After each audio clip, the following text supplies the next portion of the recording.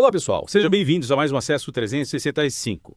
Hoje, desde janeiro de 2025, vamos mergulhar juntos nas leituras bíblicas, do dia Mateus capítulo 12 e Gênesis capítulos 17 e 18. E sabe o que me chamou a atenção logo de cara? É que as duas leituras, mesmo em livros tão diferentes, falam sobre conhecer a Deus profundamente, vão além da superficialidade e apontam para um relacionamento verdadeiro com Ele. É verdade. Em Mateus, Jesus questiona os fariseus sobre o real significado do sábado, colocando a relação com Deus acima dos rituais. É como se ele dissesse, não se trata apenas de seguir regras, mas de entender o coração do Pai. Exatamente. E em Gênesis vemos Deus revelando seu plano para Abraão. O que me fascina é a confiança e intimidade entre eles, como dois amigos que compartilham segredos. Que legal essa visão. E por falar em segredos, vamos descobrir alguns tesouros escondidos nas reflexões sobre Mateus 12. Vamos nessa. Uma coisa que me impactou foi a ênfase de Jesus na misericórdia, e não no sacrifício. Ele usa a cura no sábado para ilustrar isso. Em Mateus 12,7, ele diz, misericórdia, quero e não sacrifício. Quantas vezes priorizamos ações externas em vez do amor e compaixão genuínos? É uma pergunta que todos nós deveríamos nos fazer. É fácil cair na armadilha da religiosidade superficial, mas Jesus se importa com o que realmente está em nossos corações. Logo em seguida, ele nos confronta. O Filho do Homem é Senhor até do sábado. Mateus 12,8. Será que, como cristãos, temos o direito de julgar uns aos outros por práticas diferentes? Jesus nos convida a ter um olhar mais amplo e compreensivo. Com certeza. Essa passagem mostra que Jesus não veio para nos oprimir, mas para nos libertar. Ele é o Senhor do sábado, aquele que nos oferece descanso e liberdade. E essa imagem de Jesus como libertador fica ainda mais forte em Mateus 12,20. A cana quebrada não quebrará e o pavio que fumega não apagará. É como se ele acolhesse os que se sentem fracos, quebrados, sem esperança, oferecendo cura e restauração. Uma mensagem de esperança para todos nós, especialmente para quem se sente desanimado ou sobrecarregado. Jesus está pronto para nos erguer e fortalecer. Outra coisa que me chamou a atenção foi a importância de nossas palavras refletirem o que está em nossos corações. Em Mateus 12,34 a 37, Jesus diz, pois do que há em abundância no coração, disso fala a boca, o que nossas palavras revelam sobre nós. É algo para refletirmos. Sem dúvida. Nossas palavras podem edificar ou destruir. É fundamental estarmos atentos ao que sai de nossas bocas, buscando que nossas palavras sejam guiadas pelo amor e pela verdade. Para finalizar nossa análise de Mateus 12, queria destacar a figura de Jesus como um homem forte que vence o inimigo e saqueia a sua casa. Mateus 12,29. O que essa metáfora representa para nós? Como Jesus nos liberta do poder do mal. É uma imagem poderosa. Ela nos lembra que a vitória de Cristo sobre o pecado e a morte nos garante liberdade e vida eterna. Ele é o nosso libertador, aquele que nos livra das garras do inimigo. E agora vamos mergulhar no estudo sobre Gênesis 18,17 e 19. Ser conhecido de Deus. Vamos lá. Uma passagem fascinante que nos convida a refletir sobre o tipo de relacionamento que temos com Deus. Os versículos dizem, e disse o Senhor, ocultarei eu a Abraão o que faço visto que Abraão certamente virá a ser uma grande e poderosa nação, e nele serão benditas todas as nações da terra. Porque eu tenho conhecido Iada, e sei que ele há de ordenar seus filhos e a sua casa depois dele, para que guardem o caminho do Senhor, para agir com justiça e juízo, para que o Senhor faça vir sobre Abraão que acerca dele tem falado. O que me impressiona é a ênfase na intimidade entre Deus e Abraão. Deus não esconde seus planos porque o conhece profundamente e confia nele. E conhecido aqui no hebraico Iada, vai além do superficial, implica em intimidade e comunhão profunda. É como se Deus dissesse, compartilho meus planos com Abraão porque ele é meu amigo, meu confidente. E isso levanta uma questão crucial. Será que somos conhecidos por Deus dessa forma? Temos essa intimidade com ele? Essa é a pergunta que todos nós devemos nos fazer. Deus deseja um relacionamento próximo conosco de pai para filho, de amigo para amigo. Mas precisamos nos aproximar dele, buscar conhecê-lo e amá-lo de todo o coração. E o estudo apresenta 5 pontos-chave sobre ser conhecido por Deus, cada um ligado a um versículo da Bíblia. Sim, esses pontos são como um guia para aprofundarmos nosso relacionamento com Deus, para sermos conhecidos por Ele como Abraão foi. O primeiro ponto é conhecer a Deus. E para ilustrar isso, o estudo cita Gálatas 4,9.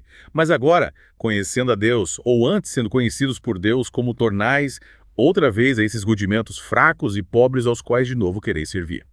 Essa passagem mostra que conhecer a Deus é fundamental para não voltarmos atrás, para não nos apegarmos a coisas sem valor eterno. É o conhecimento de Deus que nos liberta e nos impulsiona para frente. O segundo ponto é confiar em Deus. O estudo cita Naum 1,7. O Senhor é bom. Ele serve de fortaleza no dia da angústia e conhece os que confiam nele. Confiar em Deus é essencial para sermos conhecidos por Ele. Quando confiamos, demonstramos que o conhecemos, que sabemos que Ele é fiel e cuidará de nós. O terceiro ponto é amar a Deus. O estudo cita 1 Coríntios 8.1-3. Ora, no tocante às coisas sacrificadas aos ídolos, sabemos que todos temos ciência. A ciência incha, mas o amor edifica. E se alguém cuida saber alguma coisa, ainda não sabe como convém saber. Mas se alguém ama a Deus, esse é conhecido dele. Amar a Deus é o que realmente importa. O conhecimento sem amor é vazio, é o amor que nos aproxima de Deus, que nos torna conhecidos por Ele. O quarto ponto é pertencer a Deus por Cristo. O estudo cita 2 Timóteo 2.19.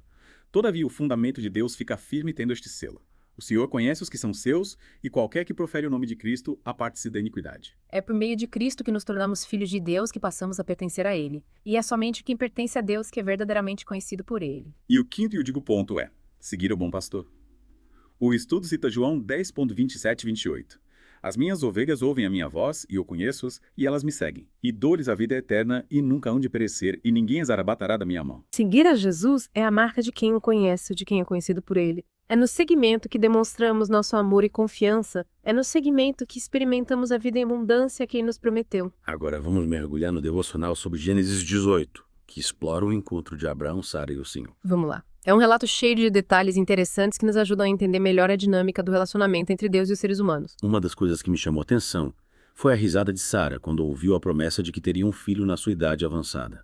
Em Gênesis 18.14, o Senhor pergunta: por que se riu Sara dizendo: na verdade, darei eu à luz ainda havendo já envelhecido? E logo em seguida, ele afirma: haveria coisa alguma difícil ao Senhor. É interessante como Deus se atenta aos nossos sentimentos, às nossas dúvidas. Sara riu porque achou a promessa absurda, humanamente impossível.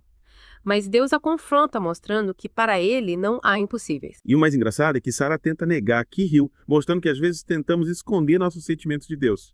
Em Gênesis 18.15 está escrito: e Sara negou dizendo: não me ri por quanto temeu. E ele disse: não digas isso porque te riste. Essa passagem nos mostra que Deus nos conhece profundamente. Ele sabe o que se passa em nossos corações mesmo quando tentamos esconder. E isso nos leva a refletir. Por que tentamos esconder coisas de Deus? Será que não confiamos plenamente em seu amor e em sua bondade? É algo para pensarmos.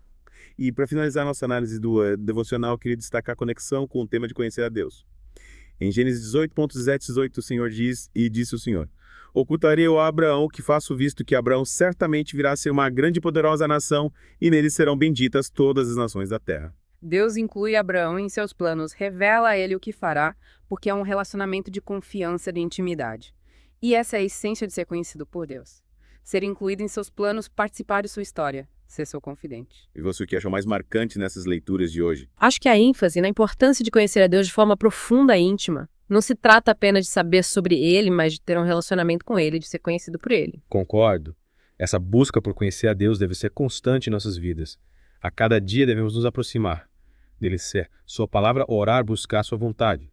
E assim seremos cada vez mais conhecidos por ele e participantes de seus planos maravilhosos. Sem dúvida. É um convite a mergulharmos em um relacionamento profundo com o Criador do Universo, aquele que nos ama de forma incondicional e deseja ter comunhão conosco. E falando em mergulhar mais fundo, eu lembrei de um trecho do vídeo Ser Conhecido de Deus. Sério? Qual parte te chamou a atenção? O pastor falava sobre o privilégio de Abraão, de conhecer os planos de Deus, de não ter segredos com ele.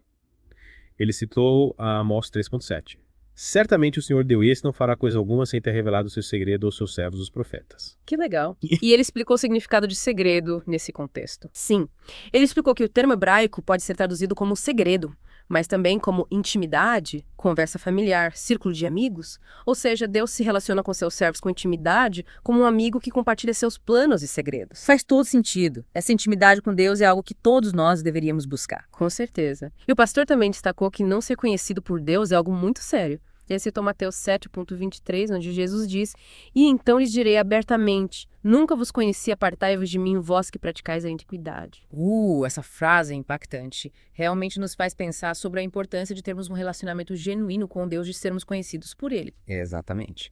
E para ilustrar o que significa ser conhecido por Deus, o pastor citou vários exemplos da Bíblia, inclusive 5 pontos que já mencionamos aqui. É verdade.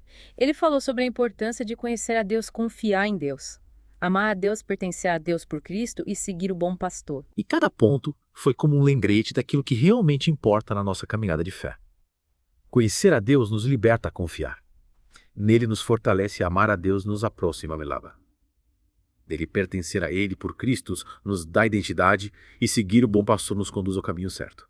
Exatamente. E lembrei agora de outro vídeo. Cuidado, ninguém engana a Deus. Nele, o pastor falava sobre como Sara tentou esconder de Deus o fato de ter tido da promessa de ter um É filho. verdade. Ele usou isso para mostrar que muitas vezes tentamos enganar a Deus achando que ele não sabe o que se passa em nossos corações. Exatamente. E a pergunta que ele fez foi muito impactante. Será que você e eu temos mentido para Deus achando que ele não sabe o que de fato se passa conosco? É uma pergunta que nos confronta e nos leva a examinar a sinceridade do nosso relacionamento com Deus. Será que estamos sendo honestos com Ele em nossas orações? Será que estamos tentando esconder algo dele? E o pastor enfatizou que não adianta tentar enganar a Deus, pois ele sabe de tudo. Ele nos conhece melhor do que nós mesmos. Deus é onisciente, ou seja, ele sabe de todas as coisas. Não há nada que possamos esconder.